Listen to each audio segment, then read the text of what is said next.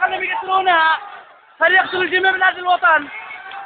هذا نظامنا، هذا الدولة حقنا، هذا الديمقراطية. بيرموا على الناس رصاص علشان المسيرة السلمية. أيوة فيديو. بيرموا الناس، بيقتلوا الناس عشان الديمقراطية.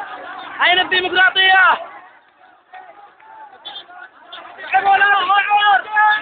وهذا المصاب، هذا أحد المصابين.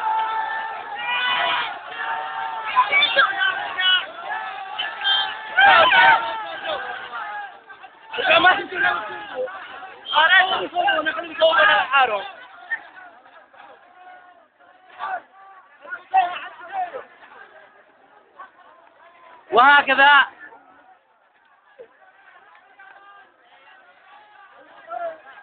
وهكذا يصوبون المواطنين ويطلقون العير النارية عليهم لأنهم يطالبون بالحقوق السلمية.